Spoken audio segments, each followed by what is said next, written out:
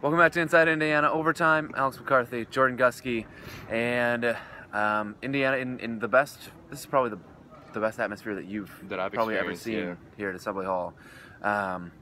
It was from an hour and a half before tip-off. It was loud, energetic, all that stuff here at Assembly Hall, and it helped contribute to Indiana's 77-73 win over Purdue.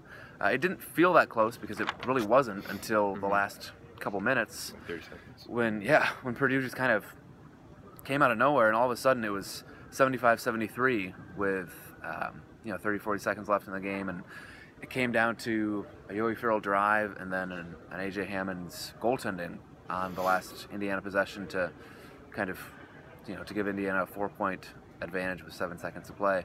But apart from that, I mean, a great night from Yogi Ferrell, great night from Troy Williams, who scored his 1,000th point, 49th Hoosier, to surpass that, the 8th player under Crean to do that. What else stood out to you tonight?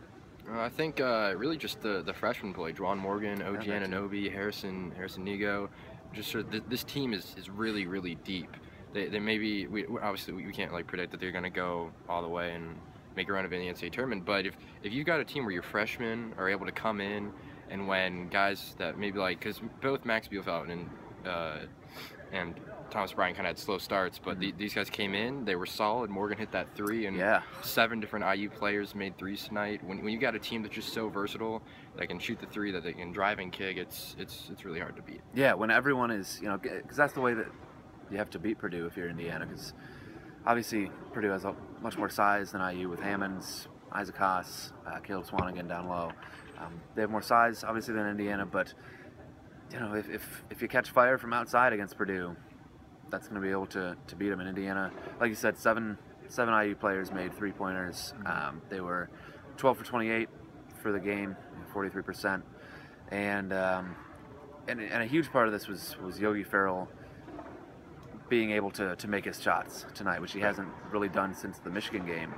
He hit his first 5, I think, and then ended up 7 for 13 from the floor. Troy Williams, his second really, really good game in a row. He led IU with 19 points, 7 for 11 from the floor. He also hit a 3. But really, I think what won this game for Indiana, which you mentioned, was the role players being able to provide some really solid minutes. I mean, Max Bielfeldt earned the start tonight, just like he did against Michigan State for size, matchup kind of reasons. And he didn't really impact the game quite as much in the first half, but in the second half he was hugely important to Indiana building its lead. He scored, I think, 8 points. Scored 8 points in the second half. Yeah, when IU went on a 10-0 run, and I think Bielfeldt scored either 5 or 8 points during that run, which kind of was able to provide some room between Indiana and Purdue. But he had a great performance. You mentioned Juwan Morgan, who I thought was really good defensively, like he has been all season. I guess that's kind of what we've come to expect. But this is Indiana's 12th Big Ten win. They're 12-3. They will be in first place alone in the Big Ten until Wednesday, at least, when Iowa's next game is. Iowa's 11-3, Indiana 12-3. Indiana goes to Illinois next, and then they go to Iowa in a game that could decide. Pretty much could be the Big Ten. Yeah. Looking at the rest of the schedule and looking at what we saw tonight, I mean, how confident do you feel in Indiana's ability to beat Iowa and win the Big Ten, basically? I think I want to say that beating Purdue at home is big, and that's going to propel them to beat Iowa. But I don't know. We've seen this IU team just kind of really tank on the road. Just for lack of a better word, they really sometimes they just don't show up. I don't think they'll have trouble against Illinois. I think they'll be able to handle Maryland at home, but I think it's going to be tough. I think it could be flip of a coin between the Michigan State performance and the Michigan performance.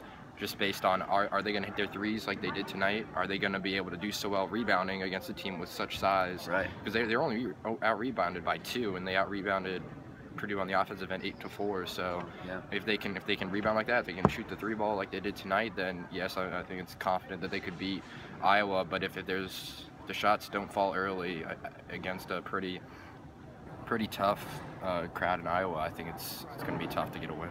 Yeah, and Indiana's totally in control of its own destiny, pretty much. 3 winnable games because Illinois on the road. I don't know. Road games, you never know. There's the Penn State loss for Indiana, of course, but I don't really picture Indiana losing to Maryland, at least at this point, just because Indiana just plays so well here at Assembly Hall. It's crazy. Yeah, it is. Both them and the women still undefeated. 30-0. February 20th, still both teams undefeated. So that's all we have for tonight. It's midnight. We're gonna get out of here, and yeah, go sleep, and then we're gonna record a podcast tomorrow around 1.